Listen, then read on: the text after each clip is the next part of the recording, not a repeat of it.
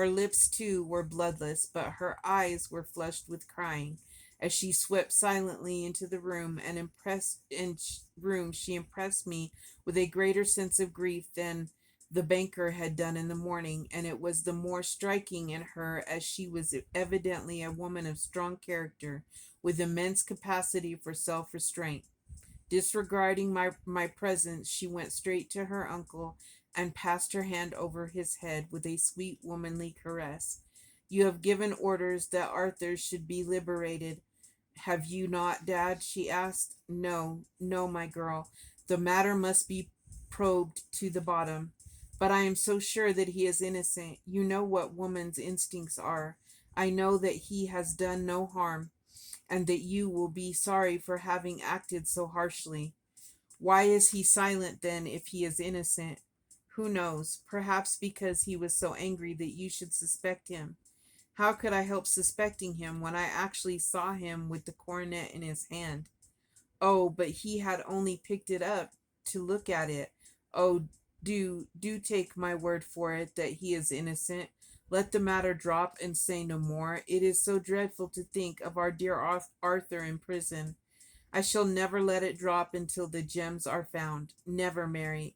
Your affection for Arthur blinds you as to the awful consequences to me. Far from hushing the thing up, I have brought a gentleman down from London to inquire more deeply into it. This gentleman, she asked, facing round to me.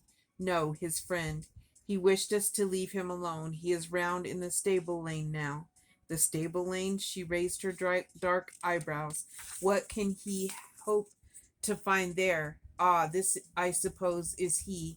I trust, sir, that you will succeed in proving what I feel sure is the truth, that my cousin Arthur is innocent of this crime.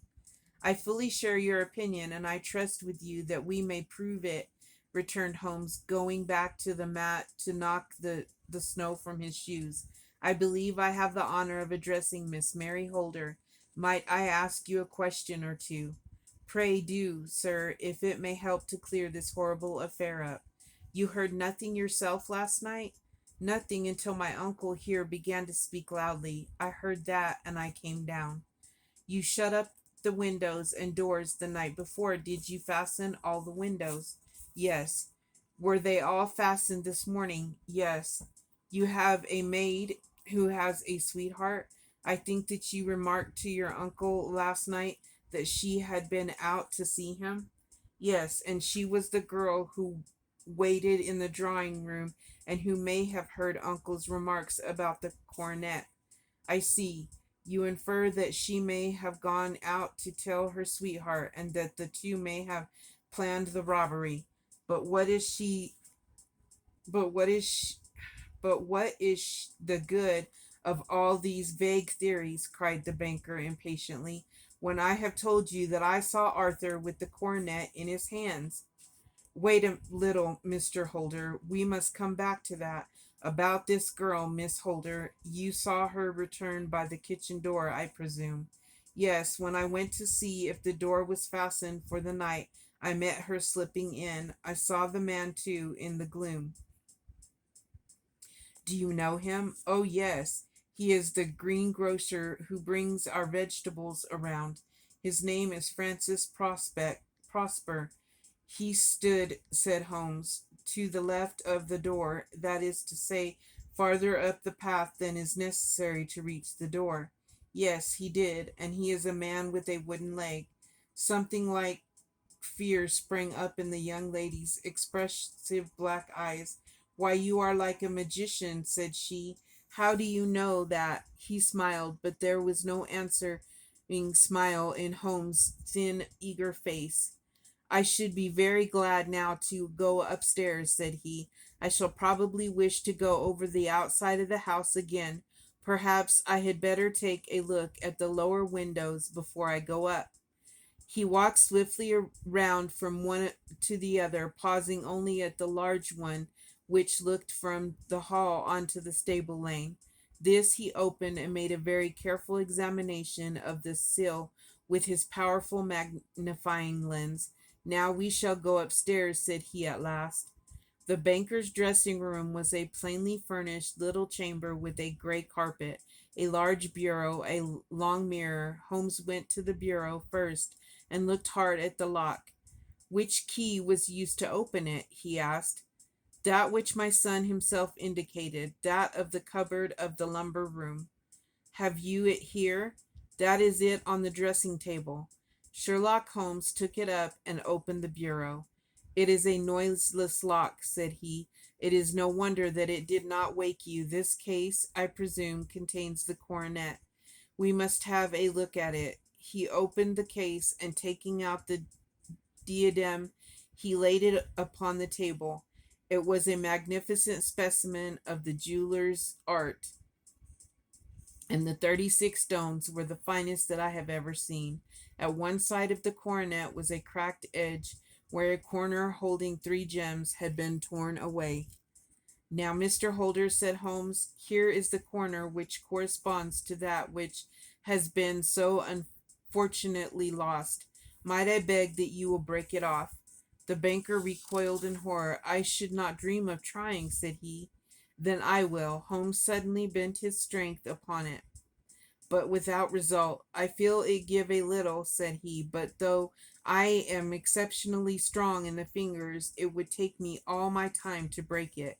An ordinary man could not do it. Now, what do you think would happen if I did break it, Mr. Holder? There would be a noise like a pistol shot. Do you tell me that all this happened within a few yards of your bed and that you heard nothing of it? I do not know what to think. It is all dark to me. But perhaps it may grow lighter as we go. What do you think, Miss Holder? I confess that I still share my uncle's perplexity. Your son had no shoes or slippers on when you saw him. He had nothing on save only his trousers and shirt. Thank you. We have certainly been favored with extraordinary luck during this inquiry, and it will be entirely our own fault if we do not succeed in clearing the matter up. With your permission, Mr. Holder, I shall now continue my investigation outside. He went alone at his own request, for he explained that any unnecessary footmarks might make his task more difficult. For an hour or more he was at work, returning at last with his feet heavy with snow and his features as inscrutable as ever. I think that I have seen now all that there is to see, Mr. Holder, said he. I can serve you best by returning to my rooms. But the gems, Mr. Holmes, where are they? I cannot tell. The banker wrung his hands. I shall never see them again, he cried. And my son, you give me hopes? My opinion is in no way altered. Then, for God's sakes, what was this dark business which was acted in my house last night? If you can call upon me at my Baker Street rooms tomorrow morning between 9 and 10, I shall be happy to do what I can to make it clearer. I understand that you give me carte blanche to act for you, provided only that I get back the gems, and that you place no limit on the sum I may draw. I would give my fortune to have them back. Very good. I shall look into the matter between this and then. Goodbye. It is just possible that I may have come over here again before I may have to come over here again before evening. It was obvious to me that my companion's mind was now made up about the case, although what his conclusions were was more than I could even dimly imagine. Several times during our homeward journey, I endeavored to sound him upon the point, but he always glided away to some other topic, until at last I gave it over in despair. It was not yet 3 when we found ourselves in our rooms once more. He hurried to his chamber and was down again in a few minutes, dressed as a common loafer, with his collar turned up, his shiny seedy coat, his red cravat, and his worn boots. He was a perfect sample of the class. I think that this should do, said he, glancing into the glass above the fireplace. I only wish that you could come with me, Watson, but I fear that it won't do. I may be on the trail in this matter, or I may be following a will-o'-the-wisp, but I shall soon know which it is. I hope that I may be back in a few hours. He cut a slice of beef from the joint upon the sideboard, sandwiched it between two rounds of bread, and thrust this rude meal into his pocket. He started off upon his expedition. I had just finished my tea when he returned, evidently in excellent spirits, swinging an old elastic sided boot in his hand. He chucked it down into a corner and helped himself to a cup of tea. I only looked in as I passed, as said he, I am going right on. Where to? Oh, to the other side of the West End. It may be some time before I get back. Don't wait up for me in case I should be late. How are you getting on? Oh, so so, nothing to complain of. I have been out to Streatham since I saw you last, but I did not call at the house. It is a very sweet little problem, and I would not have missed it for a good deal. However, I must not sit gossiping here, but must get these disreputable clothes off and return to my highly respectable self. I could see by his manner that he had stronger reasons for satisfaction than his words alone would imply. His eyes twinkled, and there was even a touch of color upon his sallow cheeks. He had hastened upstairs, and a few minutes later I heard the slam of the hall door, which told me that he was off once more upon his congenial hunt. I waited until midnight, but there was no sign of his return, so I retired to my room. It was no uncommon thing for him to be away for days and nights on end when he was hot upon a scent, so that his lateness caused me no surprise. I do not know at what hour he came in, but when I came down to breakfast in the morning, there he was with a cup of coffee in one hand and the paper in the other, as fresh and trim as possible. You will excuse my beginning without you, Watson, said he, but you remember that our client has rather an early appointment this morning. Why is it why is it after 9 now? I answered. I should not be surprised if that were he.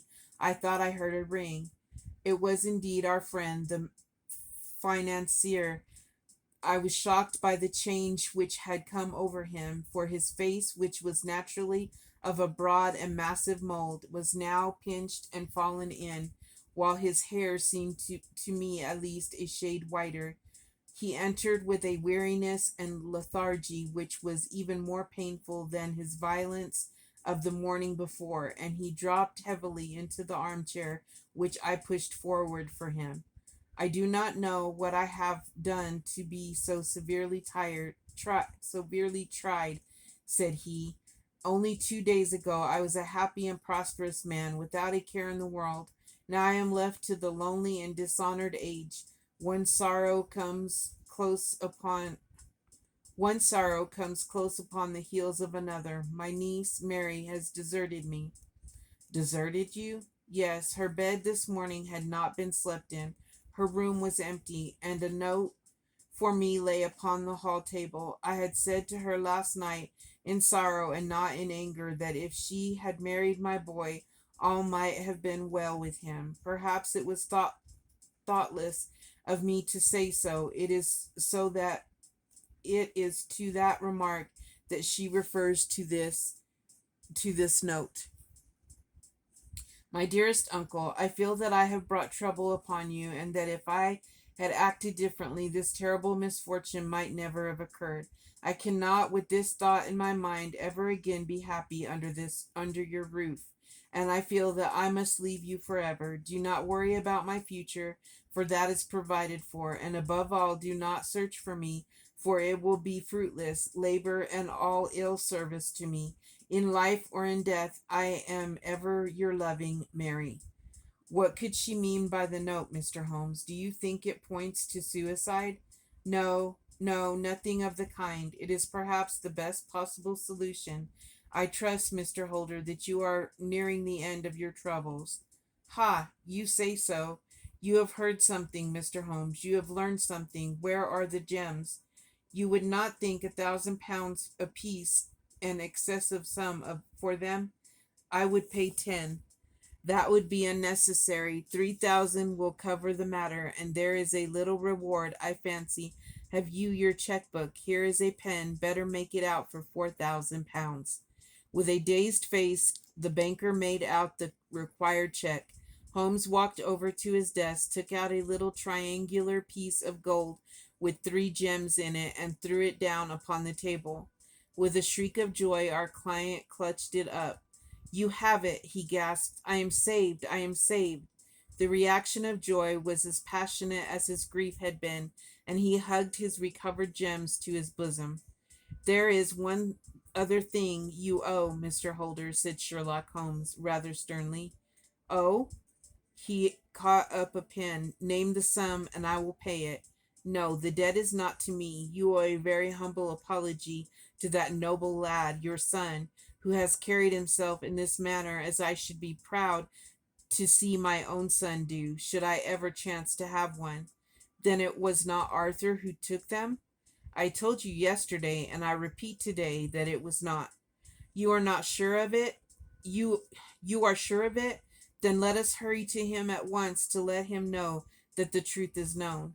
He knows it already. When I had cleared it all up, I had an interview with him, and finding that he would not tell me the story, I told it to him, on which he had to confess that I was right and to add the very few details which were not yet quite clear to me. Your news of this morning, however, may open his lips. For heaven's sakes, tell me, then, what is the extraordinary mystery? I will do so, and I will show you the steps by which I reached it. And let me say to you first that which it is hardest for me to say, and for you to hear, there has been an understanding between Sir George Burnwell and your niece Mary. They have now fled together. My Mary? Impossible. It is unfortunately more than possible. It is certain neither you nor your son knew the true character of this man when you admitted him into your family circle. He is one of the most dangerous men in England, a ruined gambler, an absolutely desperate villain, a man without heart or conscience. Your niece knew nothing of such men.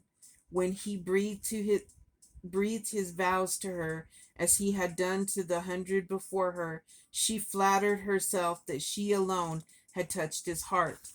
The devil knows best what he said, but at least she became his tool, was in the habit of seeing him nearly every evening. I cannot and I will not believe it, cried the banker with an ashen face. I will tell you then what occurred in your house last night. Your niece, when you had, as she thought, gone to your room, slipped down and talked to her lover through the window which leads into the stable lane. His footmarks had pressed right through the snow.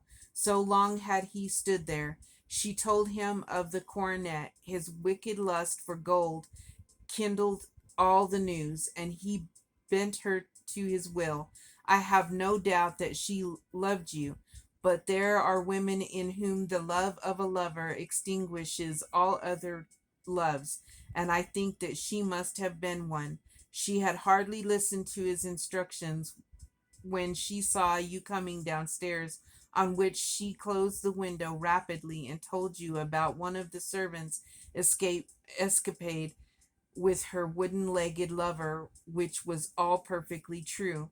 Your boy Arthur went to the bed after his interview with you, but he slept badly on account of his uneasiness about his club debts. In the middle of the night he heard a soft tread pass his door, so he rose and, looking out, was surprised to see his cousin walking very stealthily along the passage until she disappeared into your dressing room. Petrified with astonishment, the lad slipped on some clothes and waited there in the dark to see what would come of this strange affair. Presently she emerged from the room again, and in the light of the passage lamp your son saw that she carried the precious coronet in her hands. She passed down the stairs, and he, thrilling with horror, ran along and slipped behind the curtain near your door, whence he could see what passed in the hall beneath. He saw her stealthily open the window, hand out the coronet to someone in the gloom, and then closing it once more, hurry back to her room, passing quite close to where he stood hid behind the curtain. As long as she was on the scene, he could not take any action without a horrible exposure of the woman whom he loved. But the instant that she was gone, he realized how crushing a misfortune this would be for you, and how all important it was to set it right. He rushed down just as he was in his bare feet, opened the window, sprang out into the snow, and ran down the lane where he could see a dark figure in the moonlight.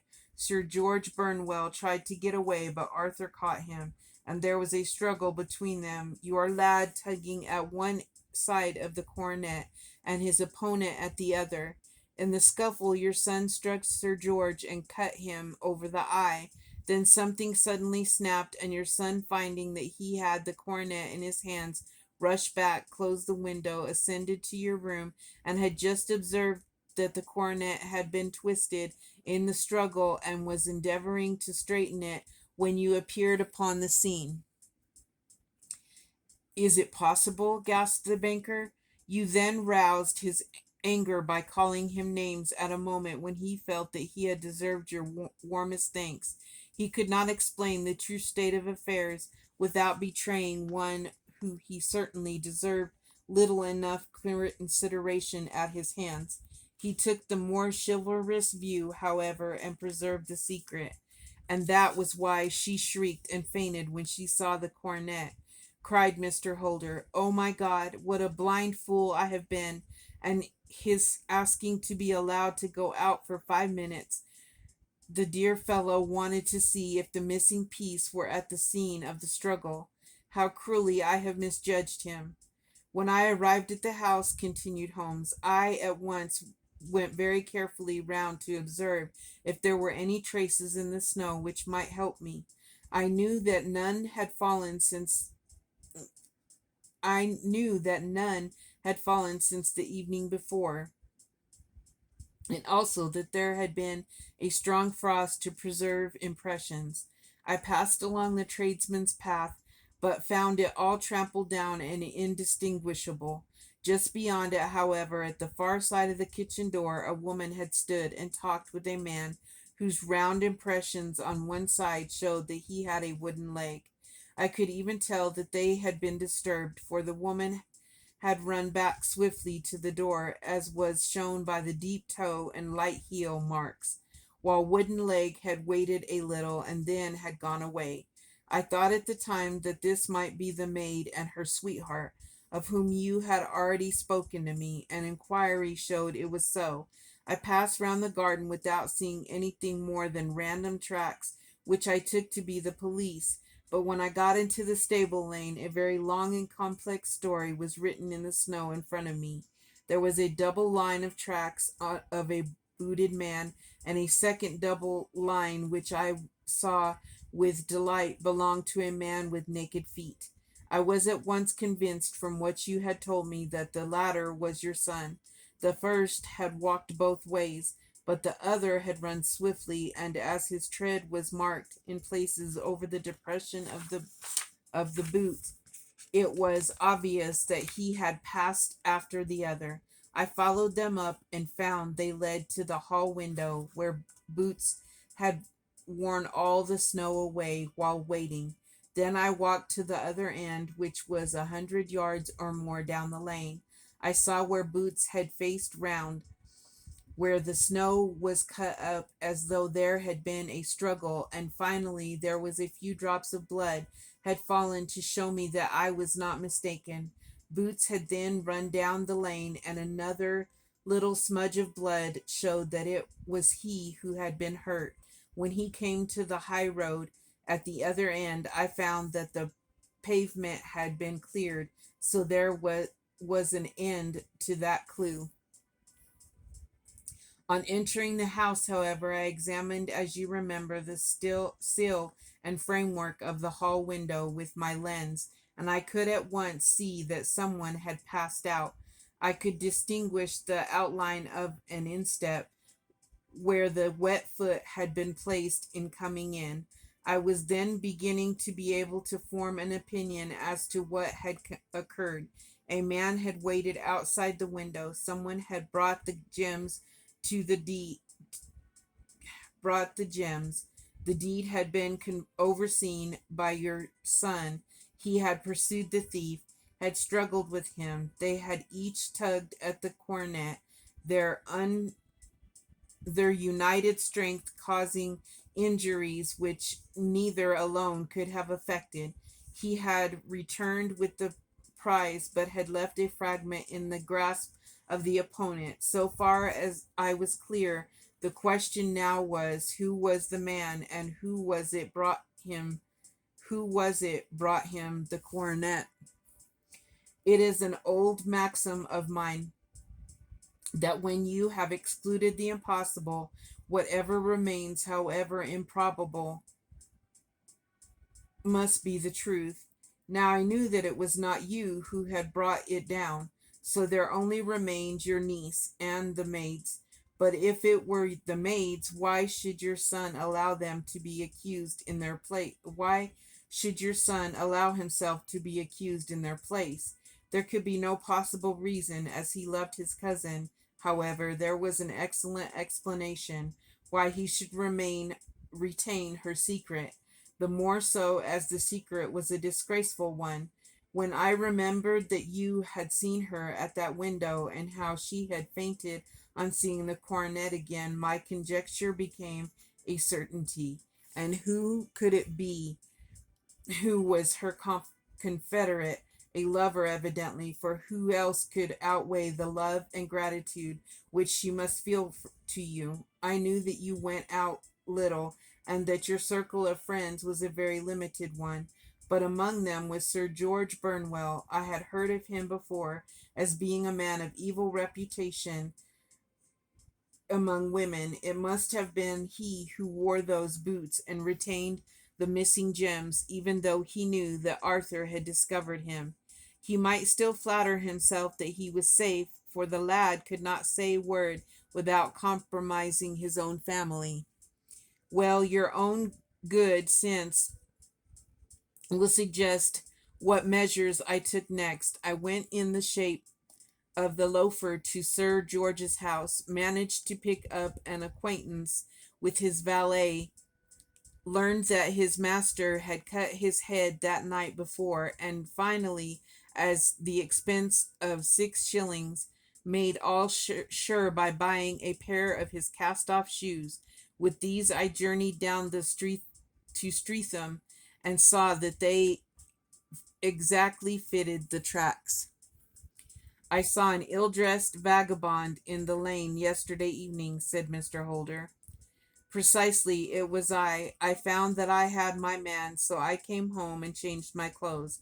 It was a delicate part which I had to play then, for I saw that a persecution must be avoided to avert scandal, and I knew that so astute a villain would see that our hands were tied in the matter. I went and saw him. At first, of course, he denied everything, but when I gave him every particular that had occurred, he tried to bluster and took down a life preserver from the wall. I knew my man, however, and I clapped a pistol to his head before he could strike. Then he became a little more reasonable. I told him that we would give him a price for the stones he held, £1,000 apiece. That brought out a price for the stones, or that brought out the first signs of grief that he had shown. Why, dash it all, said he, I've let them go at 600 for the 3. I soon managed to get the address of the receiver who had them, on promising him that there would be no prosecution. Off I set to him, and after much chaffering, I got our stones at £1,000 apiece. Then I looked in upon your son, told him that all was right, and eventually got to my bed about 2 o'clock, after what I may call a really hard day's work. A day which was saved which has saved England from a great public scandal. And the banker, rising, Sir, I cannot find words to thank you, but you shall not find me ungrateful for what you have done. Your skill has indeed exceeded all that I have heard of it. And now I must fly to my dear boy to apologize to him for the wrong which I have done to him. As to what you tell me of poor Mary, it goes to my very heart. Not even your skill can inform me where she is now. I think that we may safely say, returned Holmes, that she is wherever Sir George Burnwell is. It is equally certain, too, that whatever her sins are, they will soon receive a more sufficient punishment.